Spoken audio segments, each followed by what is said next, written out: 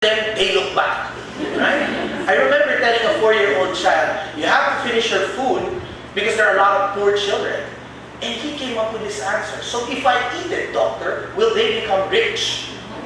I was startled. Buti mas mabilis tayo mag-isip, diba? No, it's not about that, but it's about being wasteful. Okay, doctor. So he just needed my explanation, which we could never ask our parents before, diba? What they said was, no, you finish that food. If you don't finish it, you stay there until lunch and you finish it.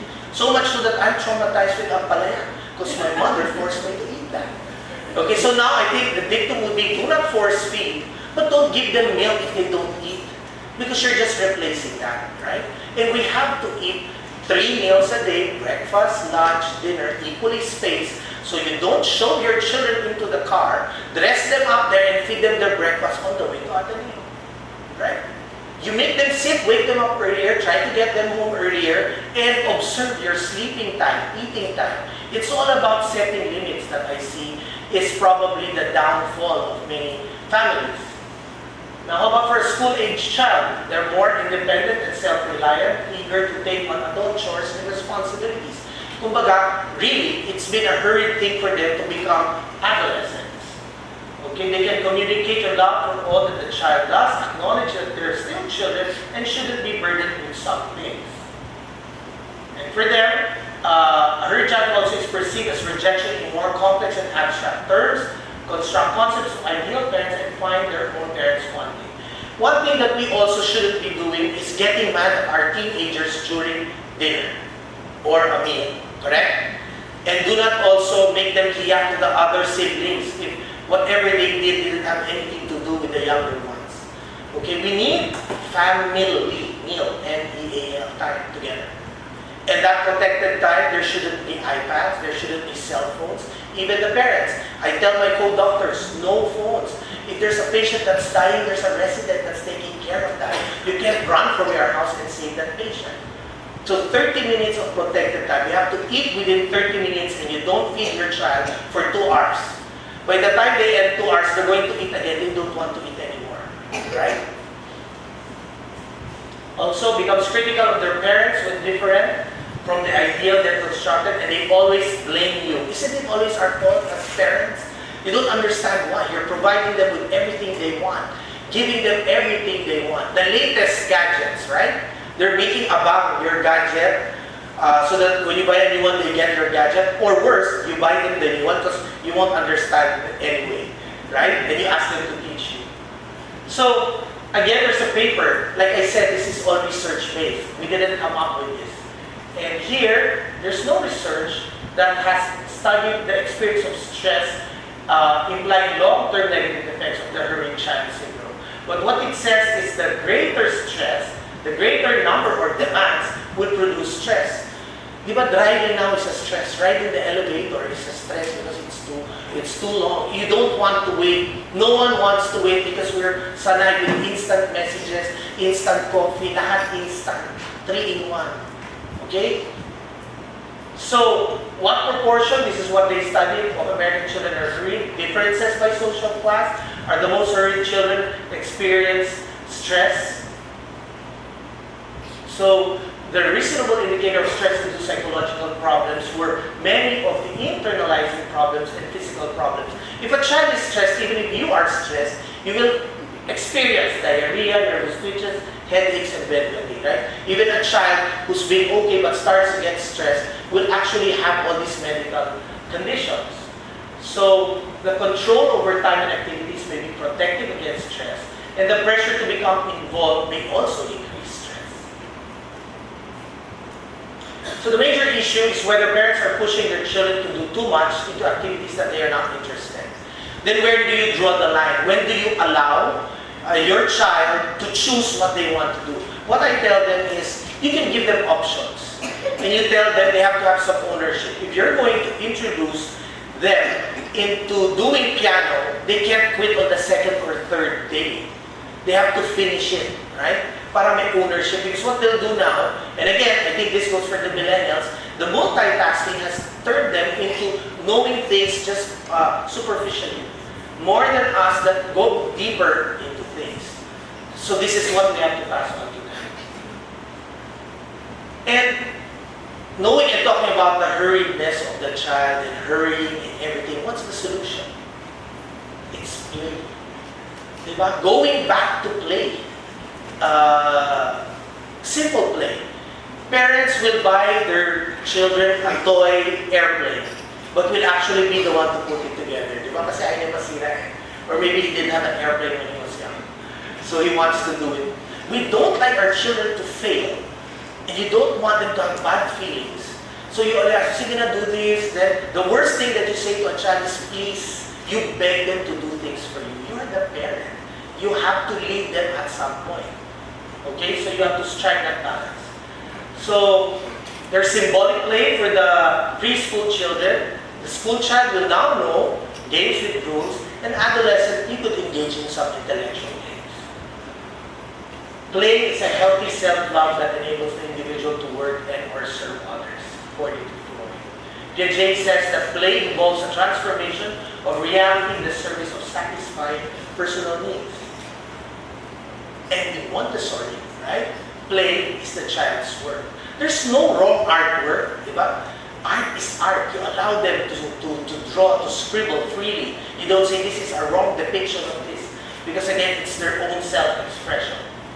In play, children engage in problem solving, they test out ideas, ask questions, and build understanding. Again, by play, when we tell them go out and play, they shouldn't go out and play with their gadgets. Right? They should be out there, barefoot, running in the grass. There's a movement now, yoga meditation thing where, what's it called? You step out into the grass barefoot, like a centering thing, for about 30 minutes. Because again, many of the 20-year-olds and below are flat-footed. Why? Nilagyan sila ng baby gap too soon. They're always being carried. Ayaw madumihan ang talaktakan. Di ba tayo tumatakbo nun? Kahit ang dumi-dumi natin, magpapalit na lang tayo. I remember my mom and dad washing my feet at the end of the night. Kami lahat, hindi lang kami. Okay, because we were barefoot and all. Many of us, older, can touch or can find our slippers under the bed because we know how to. Children now can't because they don't have that experience anymore. Parang they were robbed of it because you keep carrying them. Ayaw mong mahulog. Many of my patients with speech delay, I asked, did they crawl? They didn't. From sitting, they stood up. So now I tell them, crawl again. But do not crawl on top of yaya. Diba kasi yung yaya magpo-crawl sasakay sa yaya. Everything they do, it's the yaya's diba? It's doing it. So, stressed parents cannot raise stress-free children, so let's try to enjoy life.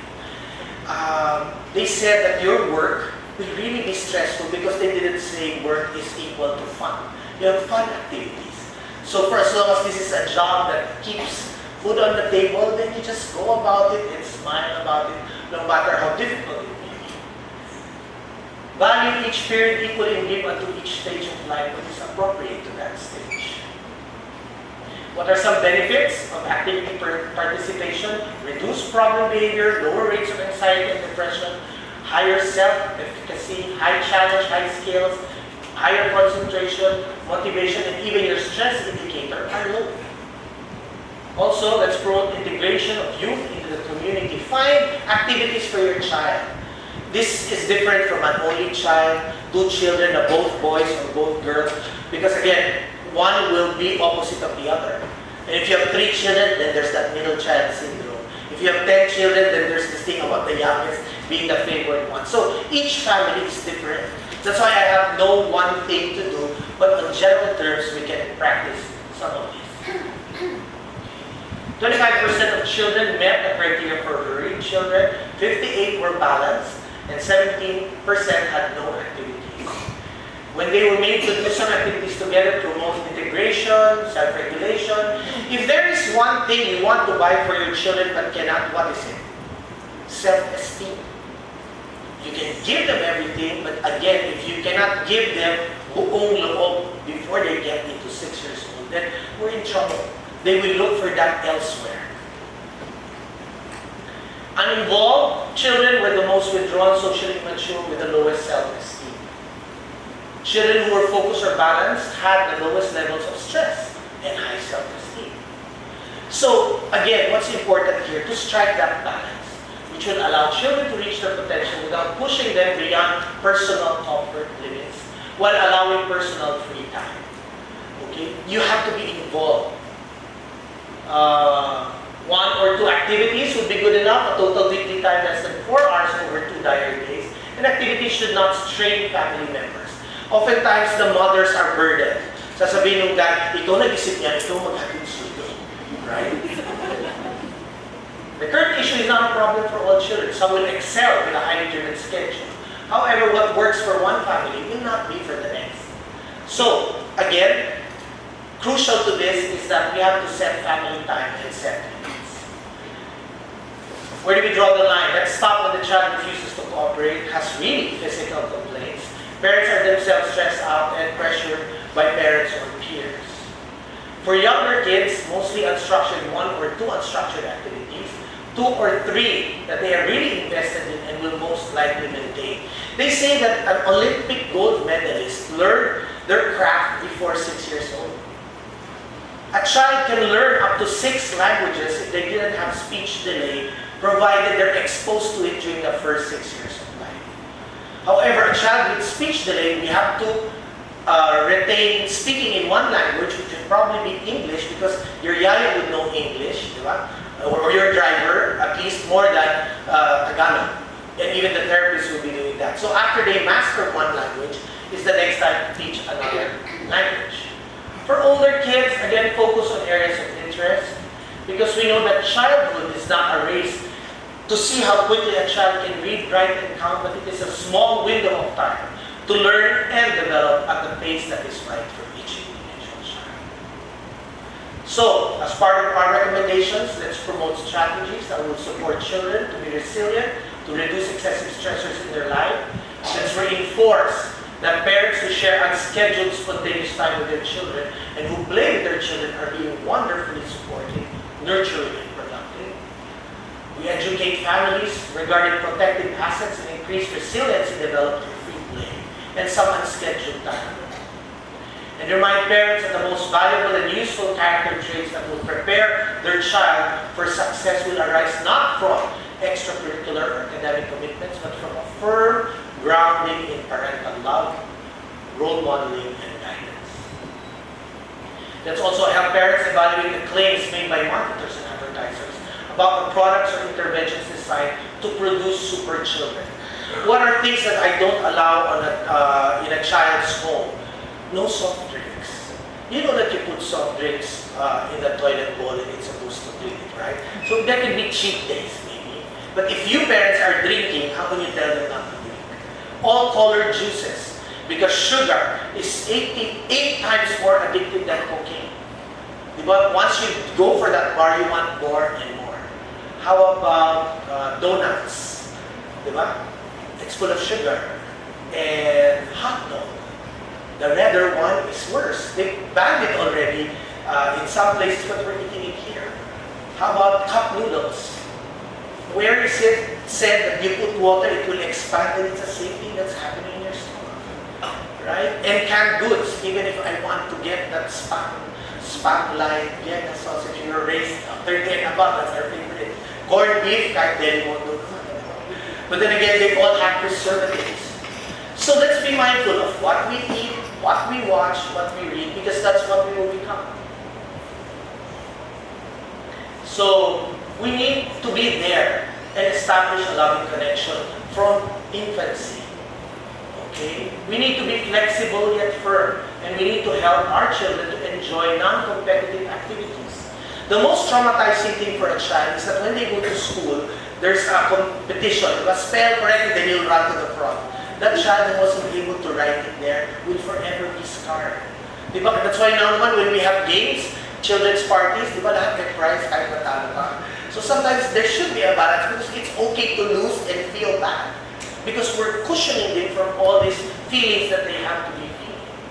So parents should get over the anxiety that they are not doing enough. Please pat yourselves on the back again because you're doing a good job. Oftentimes when I see parents in my clinic for my general pediatrics, they come but they know what to give their children, especially the digital moms who have Google searched everything. All they want to hear from me is that they're doing a good job, right? because the father will not listen to what ails the child. So wala siyang kausap. More so, there's nobody by here, so she has to come there and, Doc, this is what I read, and is this okay? And sometimes we want to say, oh, tigil, yan na lang, doctor mo. But at the end of the day, we get to charge them anyway, so let them hear. Let them talk to us. And guess when we have the most number of children having cough and colds? On a Monday. Because they all went to a children's party over the weekend. Right? And the earlier you bring them to school, the more they're going to get sick. So, listen and don't interrupt. Understand and recognize the uniqueness of each situation and each individual child. There's no one thing is a cure for all.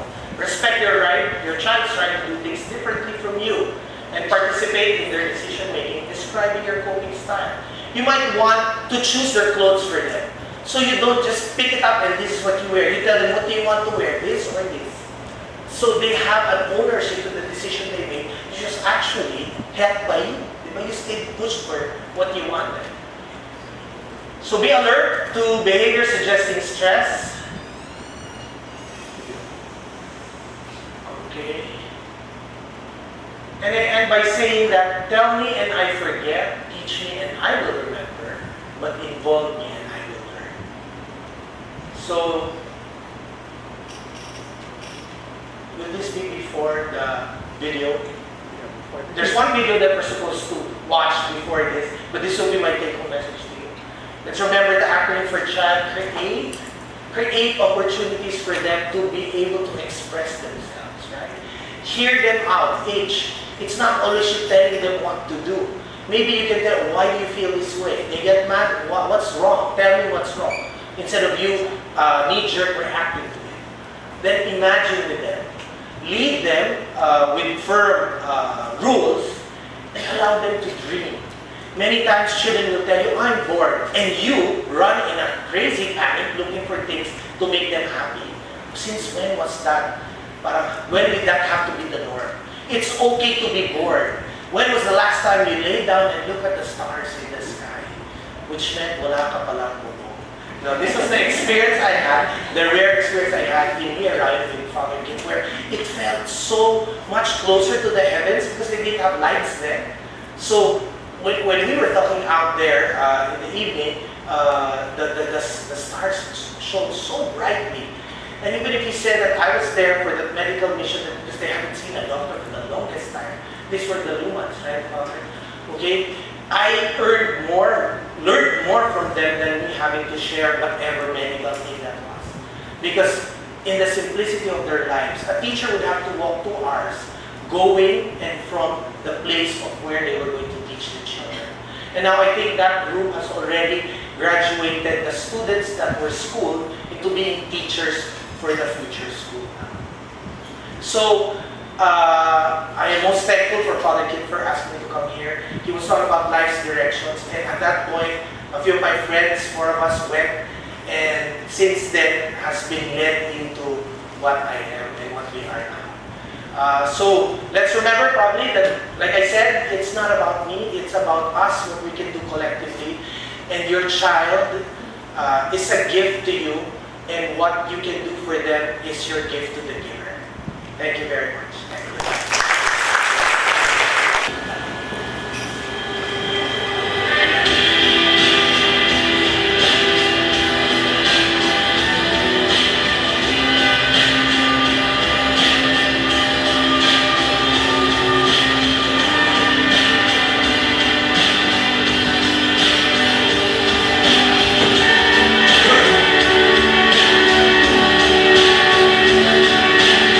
So long comes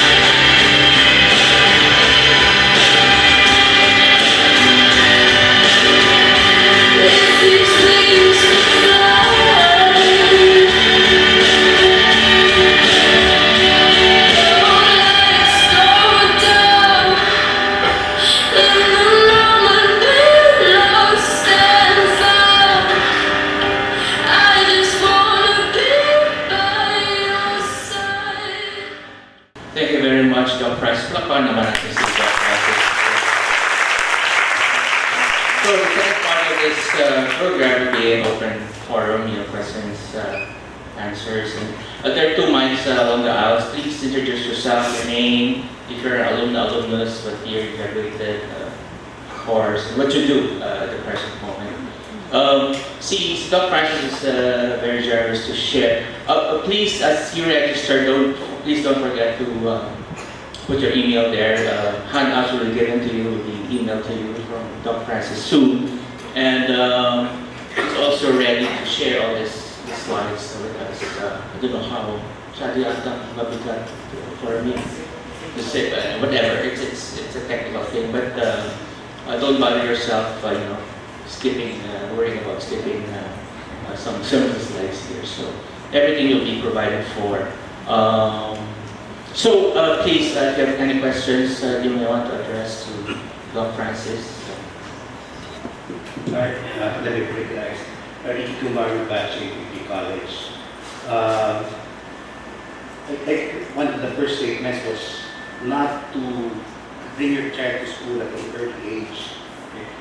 One of the reasons most parents do that is the pressure to have your kid pass, especially for elementary, because there's an examination that they have to take to qualify, especially for that. And I'm not sure how the kids now are tested for grade school, but I think most of us did that because we wanted to pass in the school of our choice. How do we reconcile that? Like what I'm saying is that if your child showing signs that he can read and write already, by all means, put him to school. But if he's like wanting to play, probably you don't have to put him in early, but you put extra hours in teaching him the basic things he should be knowing at a particular age. Just like with writing, you don't force them to write at 2, except scribble, but not scribble on your walls. So you have to find out what's developmentally appropriate for your child. And it doesn't mean that, again, I probably have to go back. Where you went to school isn't where your child's supposed to go to school, right? Because they might have differences. And always, I end up with patients feeling so bad about themselves because they were the only child who didn't get into academic, okay? Didn't get into the other schools. So I don't know how we're going to make that shift because we know how important it is to be in blue or green, whatever color you want. But early on, this pressure is on your child who, if they're smart enough, by all means, bring them in here. If they're having difficulties, there's so much pressure that you will add and might push your child into things unthinkable. So go by which your child shows interest. I think what will be most helpful is that as early as 6 months, we can read to our children already. They can learn music and movement classes.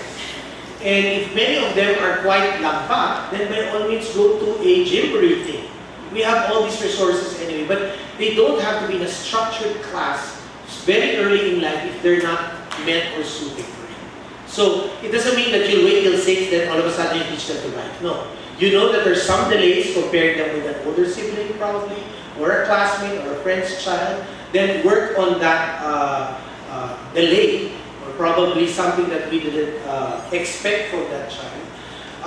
Like when I say no, the developmental milestones, a 2-year-old is supposed to have 50 words, excluding mama, papa, lolo, lola, ama, angko.